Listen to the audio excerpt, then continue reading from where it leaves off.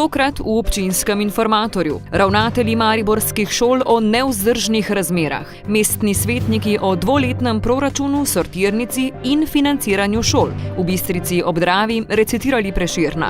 Poklon Prešernu v Narodnem domu Maribor. Informativni dnevi na Univerzi v Mariboru. Na Srednji gradbeni šoli in gimnaziji Maribor si želijo več vpisa. Destinacija polna presenečenj. Pohorje je dobro obiskano.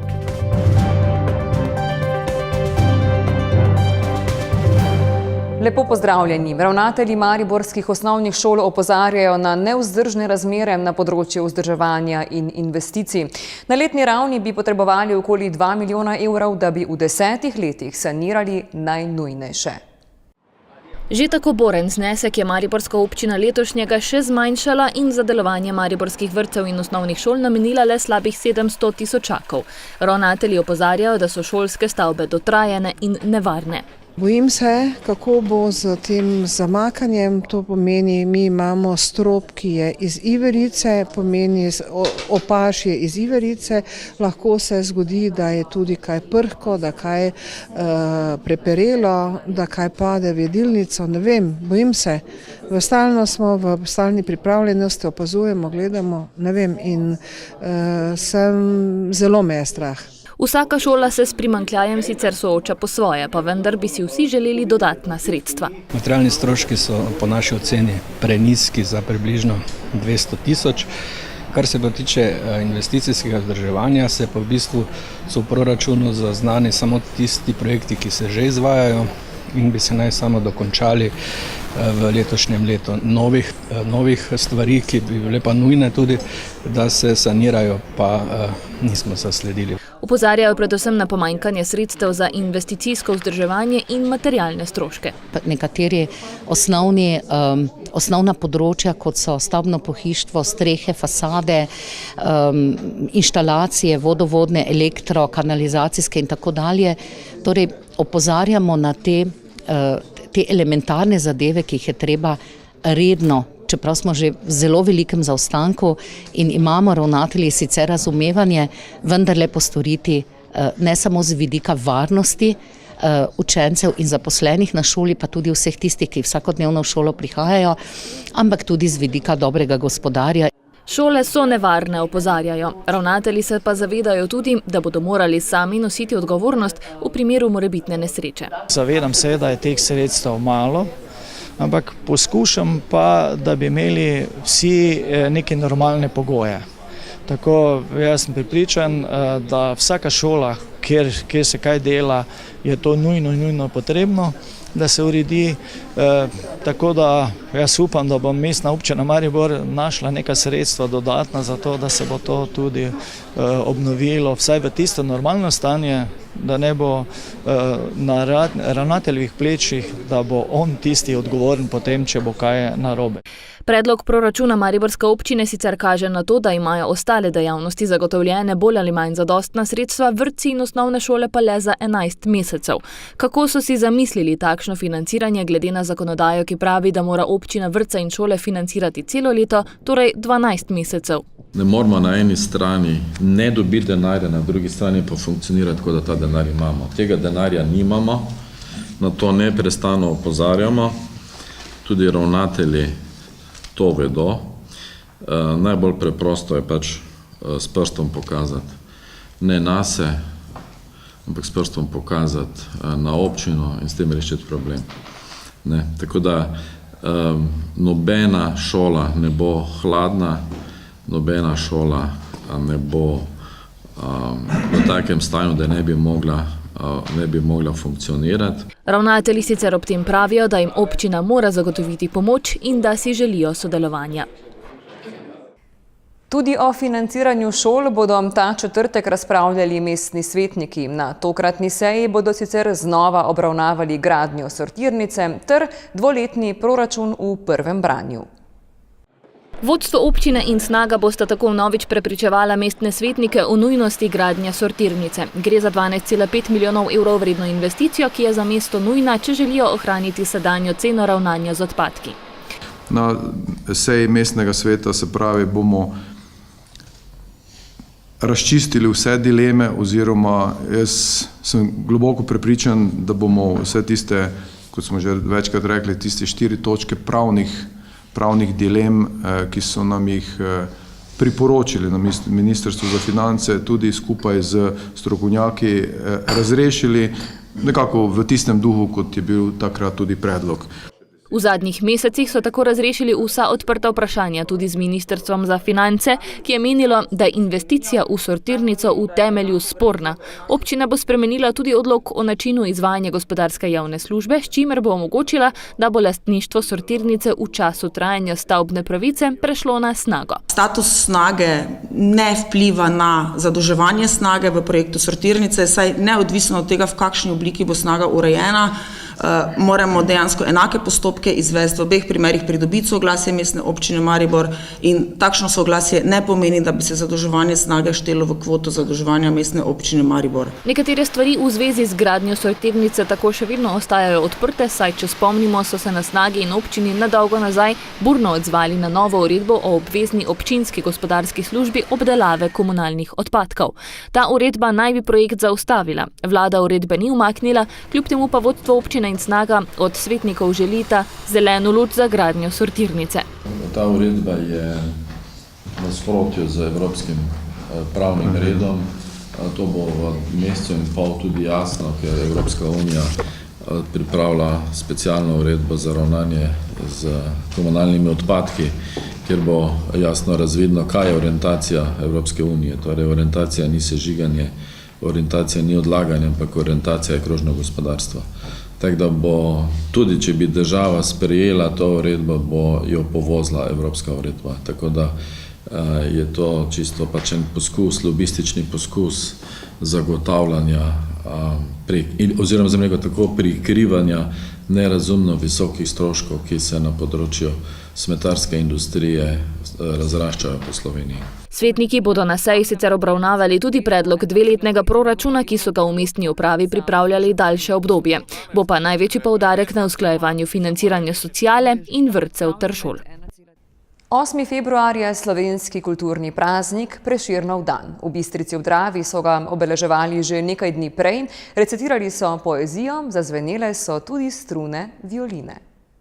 7 recitatorjev, ki aktivno sodelujejo v krožku, se je predstavilo na osrednji prireditvi ob kulturnem prazniku. Da ga počastimo vsaj za delčkom sebe tudi mogoče.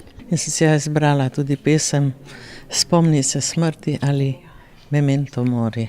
Da nas spomni na to, da življenje ni večno, da nas čaka danes ali jutri, lahko kaj dan si vesel, jutri te več ni, in da se tega premalo zavedamo.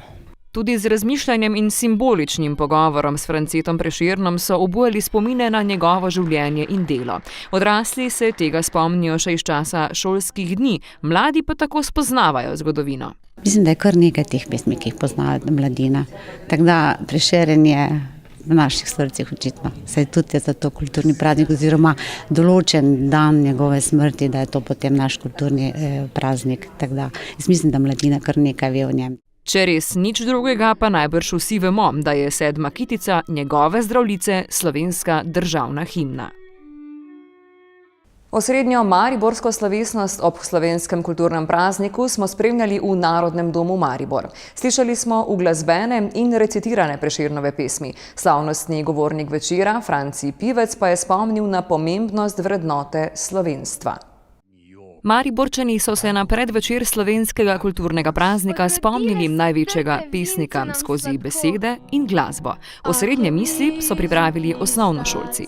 Učimo se o njem, da bi nekako dosegli to, kar je on dosegel, in bili pač pomembni, da bi se nas spominjali. Jaz sem ugotovila skozi to, ko smo se učili v šoli, da je v bistvu on bil nekako neverjeten človek, da je pisal pesmi, ki jih v bistvu nekako dosegel to, kar skoraj noben ni mogel, in v bistvu bi ga mogli tudi, se mi zdi, da mogoče malo več poudarjati, pa malo bolj pač poudarjati tudi ta njegov praznik, 8. februar. Na predvečer praznika je slavnostni govornik večera poudaril okoliščine, v katerih je Prešeren ustvarjal, nenaklonjenost pesnikom, s katero se je moral soočati, a njegov prispevek je postal nesmrten. Praktično neizčrpen. In če mu vsaj en dan posvetimo, da iz te izjemne zakladnice potegnemo tisto, kar nam Slovencem v vsakdanjem življenju res manjka, pa tudi v dolgoročnih vizijah, ne, potem ima ta praznik svoj smisel. Ne.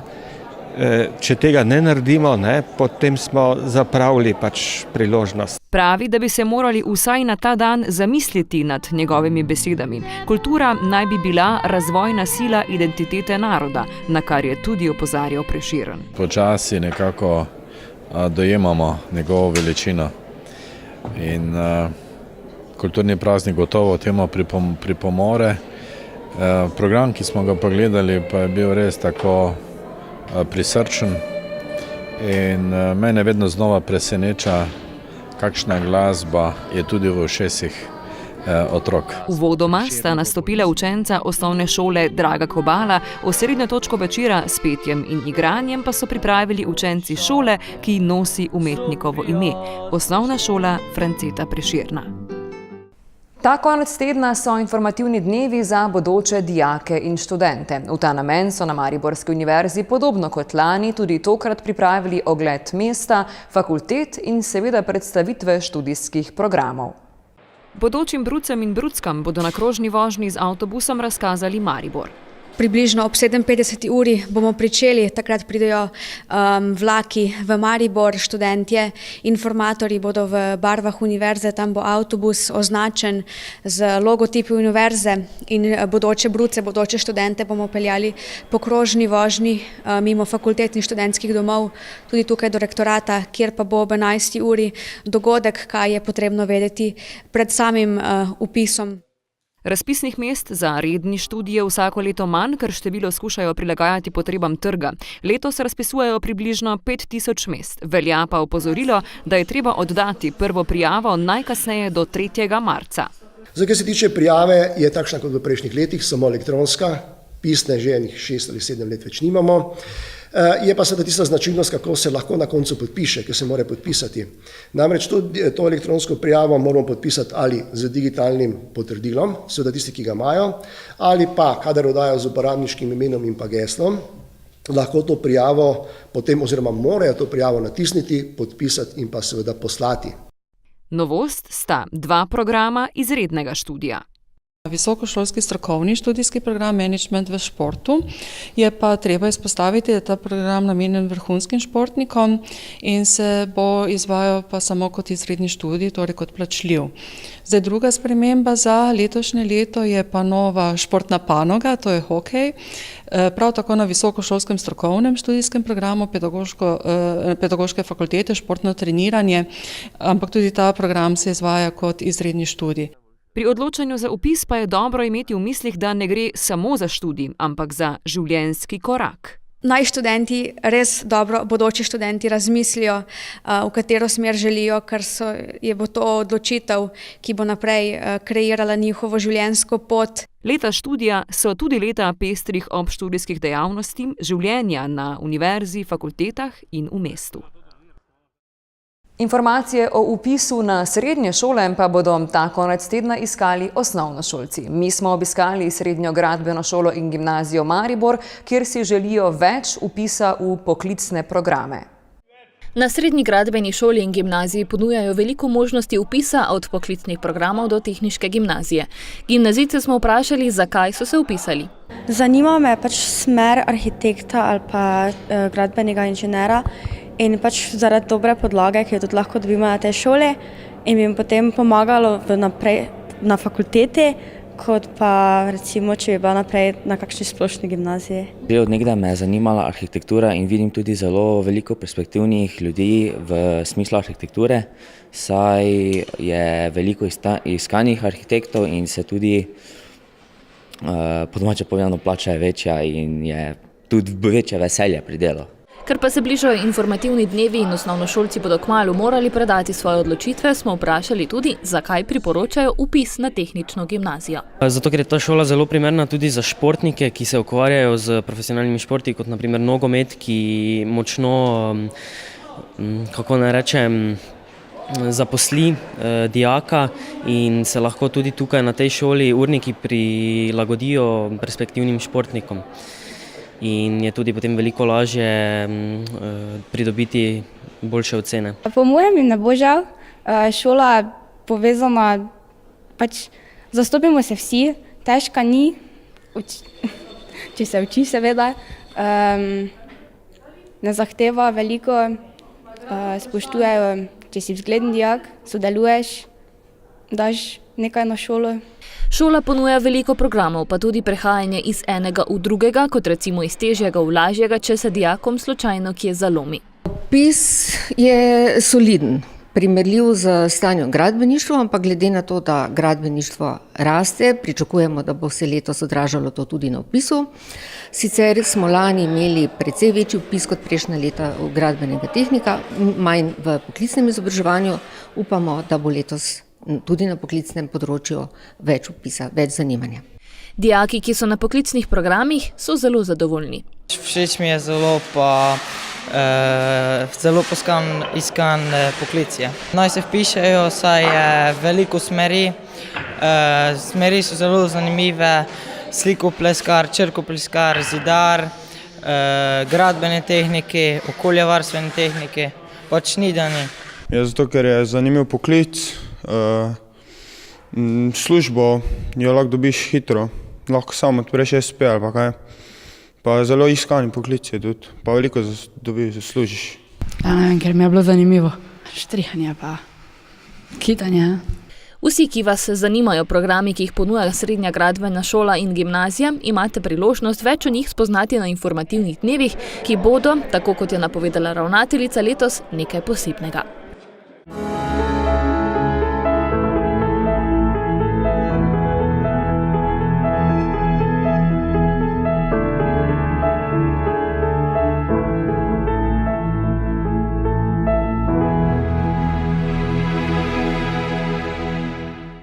Zimska sezona na Pohorju je v polnem zamahu. Smučarji lahko uživajo na progah, ki so letos dobro pripravljene.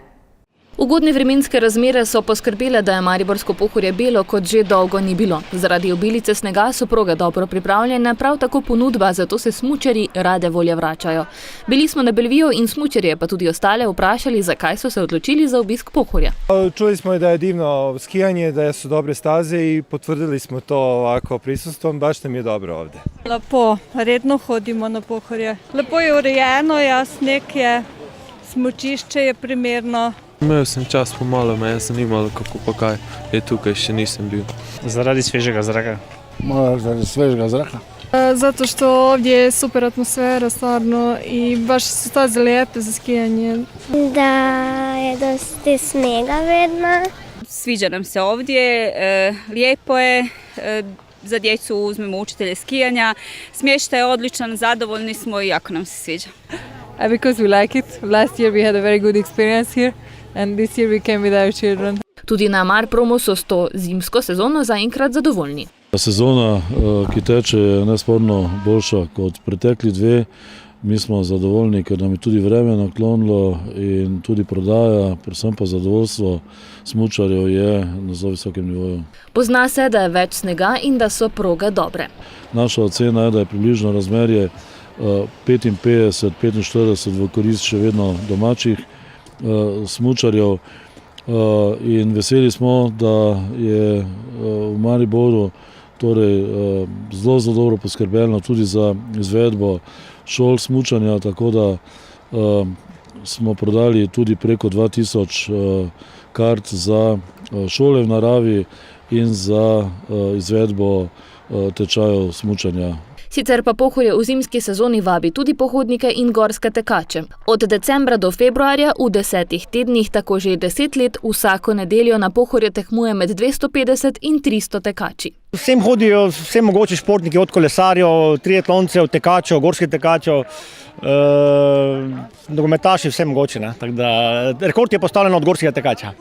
Rekord pripada gorskemu tekaču, ki je vrh Pohorja osvojil v pičlih 25 minutah. Na nedeljskem peš pokalu na Pohorje smo ujeli tudi absolutno zmagovalko v svoji kategoriji do 79 let, ki se vsako leto, skorajda vsako nedeljo, udeleži teka na Pohorje. Zato, ker mi je to všeč, ker je tu tudi za zdravje, pa družba je to, ne? Pa nekaj narediš za sebe, pa naredim nekaj za poletne maratone, ne? Potem to je fan trening za mišice.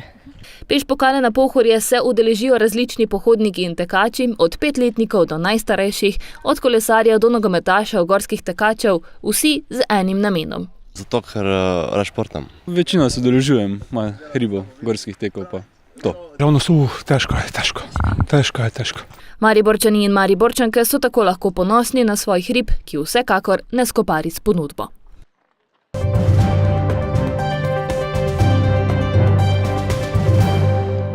Preverimo še, kaj se te dni dogaja v naših krajih. Ta petek, 10. februarja ob 18. si lahko v Modri dvorani v Vuzenici ogledate gledališko predstavo Pekarna Mišmaš, ki jo pripravljajo osnovnošolci. V petek ob 20. lahko v dvorani Tabor v Mariboru navijate za vijoličasti Proen Maribor, ki bodo igrali proti ekipi FK Zavas Siliko.